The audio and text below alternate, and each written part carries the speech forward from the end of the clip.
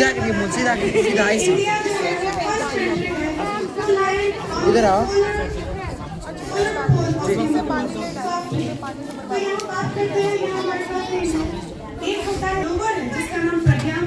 तो साइड हो बना लिखिए ना आपको।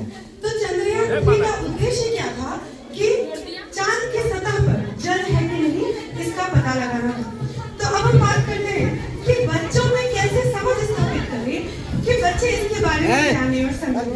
तो सबसे पहले देख के आपको लग रहा होगा कि ये उजला कलर का है, ये व्हाइट कलर का है क्यों, सफेद रंग का है क्यों है, इसमें तो हम और भी कलर डाल सकते थे मगर तो इसका रीजन क्या होगा कि व्हाइट कलर हम लोग इसलिए यूज करते हैं क्योंकि व्हाइट कलर जो है वो लाइट को रिफ्लेक्ट करता है। अगर कोई और कलर ले लेते, अगर हम ब्लैक कलर ले लेते तो जो लाइट का कलर था वो क्या करता है, ये एब्जॉर्ब कर लेता है, उसकी वजह से क्या होता है, इसका टेम्परेचर और ज्यादा हो जाता और कहीं ना कहीं हम लोग सक्सेसफुल लैंडिंग नहीं कर पाते। तो सबसे पहले देखने में पता चला कि क्यों ये सफेद रंग का है। अब दूसरी बात करते हैं कि कोनिकल शेप में ही क्यों, कोई और शेप में भी बना सकते हैं। तो बात ये था कि ये कोनिकल शेप में इसलिए है ताकि इसका सेंटर ऑफ मास जो है वो कम रहे, क्योंकि अगर सेंटर ऑफ मास ज्यादा होगा तो ये उड़ नहीं पाएगा। अब बात करते हैं कि इसे कहां से लॉन्च किया गया था। तो सबको पता होगा कि श्रीहरिकोटा आंध्र प्रदेश में जो है वहीं से लॉन्च किया गया था। अब बच्चे पूछेंगे क्यों, वहीं से क्यों लॉन्च करना है, हम तो आसपास में किसी फील्ड पे भी लॉन्च कर सकते हैं।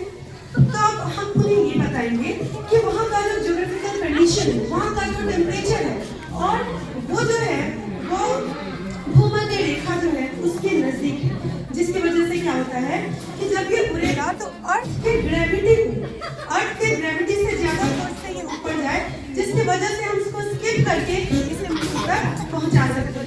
तो ये जो हमारा पहला मॉडल, और जब आप इस रेंज को पुश करेंगे तो कर सकते हैं सर एक बार, तो ये अपने आप ऊपर जाएगा।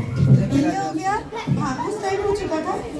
हाँ ये लॉन्चिंग हो रहा है हम लोगों के चंद्रयान का।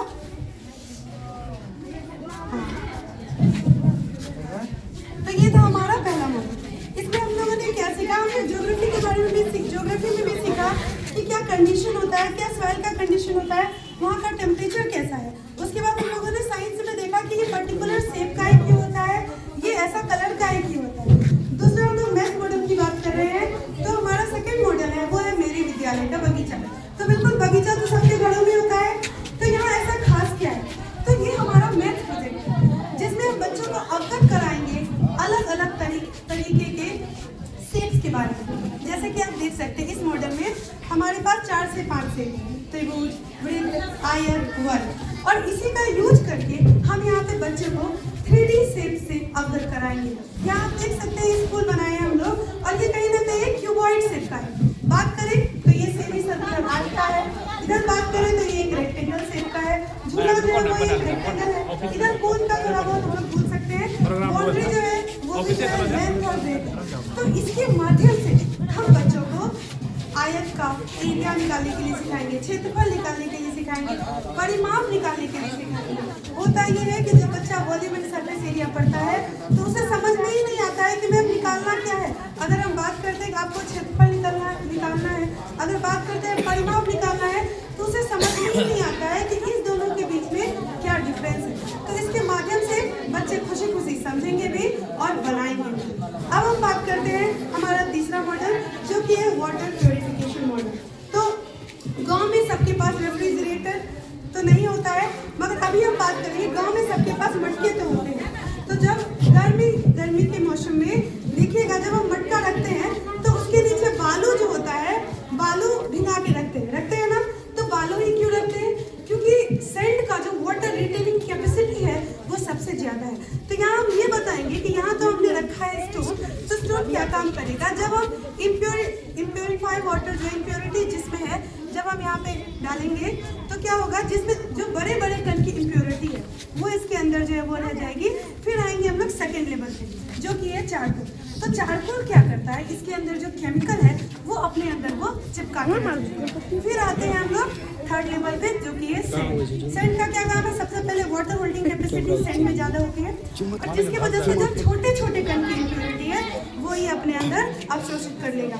अब आते हैं हम लोग फूड जो कि कॉटन है। अब जो बचा काम होगा वो करेगा कॉटन, रुई। वो जो है जितना भी डर्ट है उस सबको एब्जॉर्ब करके हमको एक प्योर वाटर देगा।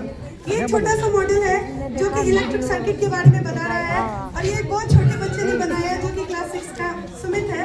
और इसको ऐड करने का ये मतलब था कि बच्चे को पता नहीं है कि सर्किट क्या होता है, बच्चे को पता नहीं है कि करंट कैसे फ्लो करता है, मगर उसे ये जरूर पता है कि हम वायर को जब कनेक्ट करते हैं तो बल्ब जल जाता है।